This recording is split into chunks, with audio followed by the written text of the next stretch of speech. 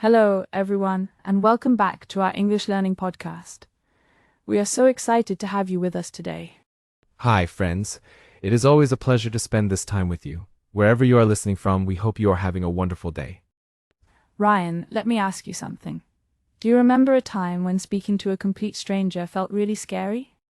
Oh, absolutely, Mia. In fact, when I first started learning a new language, I used to freeze whenever a stranger smiled at me in public. I know that exact feeling. Your heart beats a little faster, and suddenly every word you ever learned just vanishes from your mind. It really does. But over time, I discovered that small talk is actually the easiest way to break that tension and start talking. That is so true. Small talk is like a friendly little bridge that connects two people before a real conversation even begins. And the best part is that you do not need complex vocabulary or deep topics. Small talk is designed to be very simple, light, and easy. Exactly. Today, we are going to focus on three classic small talk topics that work almost anywhere: the weather, the weekend, and work. We will share our own personal stories, teach you simple phrases, and show you exactly how to use them with confidence. So sit back, relax, grab a warm drink, and let us dive into our first big topic, talking about the weather. Now, some people think talking about the weather is boring, but in English-speaking countries, it is actually the most common conversation starter. It really is. The weather is fantastic because it is a shared experience. Everyone in the same town experiences the same weather at the exact same moment. That is a great point. I remember when I lived in London a few years ago. The weather there is famous for changing every 10 minutes. Oh, London. You can see brilliant sunshine, heavy rain, and strong wind all in one single afternoon, right? Yes, exactly. One morning I was waiting at a bus stop, and the rain was absolutely pouring down. Water was dripping off my coat. That sounds miserable. Were you standing there all by yourself, or were there other people waiting too? There was an elderly gentleman standing next to me. He looked over, shook his umbrella, and gave me a big, cheerful smile. And what did he say to you in that pouring rain? He looked up at the gray sky and said, "Lovely weather for ducks, isn't it?" I had never heard that expression before. Oh, lovely weather for ducks. That is such a classic British idiom. It means ducks love rain, but humans usually do not. At first, I was confused because my English was still developing, but I saw him laughing, so I understood it was a gentle joke. Humor is such a wonderful tool. It breaks the ice instantly and makes everyone feel comfortable. It really did. I smiled back and said, "Yes, I think I should have brought my boat instead of my shoes today." That was a brilliant response, Ryan. You matched his humor and showed that you were open to talking. We ended up having a lovely 5-minute conversation about our favorite local tea shops until the bus finally arrived. See how easy that was? A simple comment about the weather turned a cold, rainy morning into a warm human connection. So let us give our listeners some practical, easy phrases they can use right away when talking about the weather. If the weather is sunny and warm, you can look at someone nearby and say, "It is so beautiful outside today, isn't it?" Notice how Mia ended that with "isn't it?" In English, we call that a tag question. It gently invites the other person to agree with you. Yes, the other person will usually nod and say, "Yes, it really is," or "I know, I love this sunshine." What if the weather is extremely cold, Mia? What can our listeners say when they are shivering?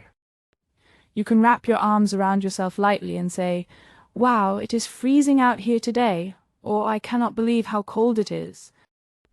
And if it is raining, you can simply say, "Looks like we are in for a lot of rain today," or "Did you catch the weather forecast earlier?" Those are all perfect examples. The key is to keep your tone light, friendly, and natural. Now, let us move on to our second main topic, talking about the weekend. Talking about the weekend is wonderful because people love thinking about their leisure time, hobbies, and family plans. You can use this topic during two main times during the week, on Thursdays and Fridays, or on Mondays and Tuesdays. On Thursday and Friday, you are asking about upcoming plans for the weekend. On Monday and Tuesday, you are asking about what happened. Mia, do you have a story about using the weekend topic to make a new friend or start a conversation? I certainly do. A few months ago, I was standing in line at a local bakery on a Friday evening after work. Friday evening at a bakery sounds dangerous for anyone who loves sweets. It definitely was. I had a large cardboard box in my hands containing 4 big chocolate cakes and 2 dozen blueberry muffins. 4 cakes and 2 dozen muffins. Mia, were you planning to eat all of that by yourself over the weekend? No, of course not. But a lady standing behind me in line looked at my massive box, laughed gently, and said, "Wow, big weekend plans?" That was such a simple, open question. She noticed something interesting and used it to start a friendly conversation. Yes, I laughed and explained that my extended family was hosting a big birthday celebration for my grandmother on Saturday. That is wonderful. How old was your grandmother turning? She was turning 85. After I shared that, I turned the question back to her and asked, "Do you have any special plans for the weekend?" Returning the question is such an important technique in conversation. It keeps the dialogue flowing smoothly back and forth. It really does. She told me she was taking her 2 dogs on a camping trip in the mountains to go hiking. Camping in the mountains with dogs sounds like a fantastic way to spend a weekend. It really did. We talked about dog training and mountain trails for another 5 minutes until it was my turn to pay. That is a perfect story. Notice how Mia did not have to think of a random topic. The weekend was right around the corner, so it felt natural. So let us break down some useful phrases for weekend small talk so our listeners can try them out. When it is Friday, you can ask a colleague or neighbor, "Are you doing anything fun this weekend?" Or "Got any big plans for the weekend?" And when you answer that question, you do not need to give a huge presentation. Just mention 1 or 2 simple activities. Right. You can say, "Not much, just resting at home and reading," or "I am meeting a friend for lunch on Saturday." Then on Monday morning, when you see people again, you can shift the time and ask, "How was your weekend?" Or "Did you have a good weekend?" A standard, friendly reply is, "It was great, thanks, very relaxing. How about yours?" Always remember to add, "How about yours?" or "How was your weekend?" It shows politeness and keeps the conversation active. Now, let us move to our third and final topic for today's episode, talking about work and daily routines. Work is a very standard small talk topic, especially when you are at social events, conferences, or traveling. However, we should mention a quick cultural tip here. In some cultures, people ask about income or salary right away, but in English, that is taboo. Yes, absolutely. Never ask someone how much money they make or how much their rent is. Keep questions focused on what they enjoy about their field. That is vital advice. Ryan, do you have a story about talking about work with a stranger? I certainly do.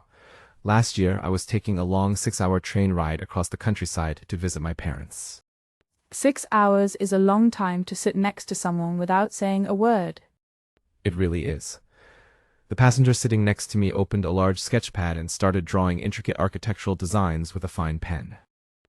That sounds mesmerizing to watch. Did you ask him about his drawings? I waited until he paused and capped his pen. Then I said politely, "Excuse me, those drawings are beautiful.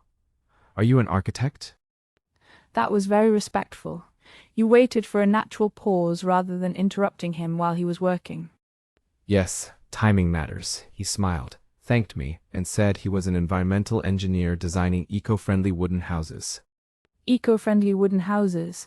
That sounds like such an interesting profession to hear about. It was fascinating. I asked him, "How long have you been doing that kind of work? And what do you like most about your job?" Those 2 questions are absolute gold in English small talk. How long have you been doing that? And what do you like about it? They really are. People love talking about their passions when you ask open-ended questions that let them share their story. We talked for over an hour about sustainable building materials, and the train journey felt so much faster because of it. So let us review the most useful phrases for asking strangers or new acquaintances about work. The most common standard question is, "What do you do?" or "What line of work are you in?" If you are at a specific work event or conference, you can ask, What brings you to this event today? Or, where are you based? And when someone tells you what they do, even if it sounds simple, you can react warmly by saying, "Oh, that sounds interesting." Then follow up with, do you enjoy it? Or how did you get into that field? These questions show genuine interest. Now, Ryan, let us talk about active listening. Speaking phrases is only half of small talk. Listening is the other half. That is so true, Mia. You do not need to speak non-stop to be a great conversationalist. In fact, listening well makes people like you instantly. To show you are listening in English, you can use short, encouraging sounds and words throughout the conversation. Words like, oh, really? That is awesome. That makes sense. Or simply, right show that your mind is present. And do not forget body language. Maintain gentle eye contact, smile naturally, and nod your head occasionally. To bring all three topics together, let us perform a complete practice dialogue for our listeners right now. Awesome! Let us pretend we are two strangers waiting in line at a cozy neighborhood coffee shop on a Friday morning. I will start. Good morning. Wow, it is really brisk and chilly outside today, isn't it? It really is. I had to pull out my heavy autumn coat this morning, but at least the sun is shining. That is true. Sunny, cold days are actually my favorite. Are you getting anything warm to drink? Oh, definitely. A hot oat milk latte for me. I need some energy before my workday begins. Lattes are great. What kind of work do you do, if you don't mind me asking? I am a graphic designer. I create book covers and magazine layouts. How about you? Oh, book covers. That sounds so creative. I am a high school history teacher myself. Teaching history must be so rewarding. You must be looking forward to the weekend after a long week of classes. You have no idea. I am planning to sleep in on Saturday and go for a long bike ride in the park. Got any fun plans yourself? I am visiting an art museum downtown with my sister. We have been planning it for weeks. That sounds amazing. Well, looks like you are next in line. Have a fantastic weekend and enjoy the museum. Thank you so much. Enjoy your bike ride and have a great weekend too. And scene. That was a complete, natural small talk conversation in under 90 seconds. Notice how easily we moved from the chilly weather to work and then straight into weekend plans. It felt completely natural because each topic connected smoothly to the next through active listening. As an English learner, you do not have to say everything perfectly. Making a small effort to connect is what people appreciate. When you smile, make friendly eye contact, and ask simple questions, most people will respond with warmth and kindness. So here is your homework for this week. We want you to try making small talk with at least one person in English. You can comment on the weather to a barista, ask a coworker about their weekend, or ask a classmate about their week. Start small. Even a simple nice weather today, isn't it?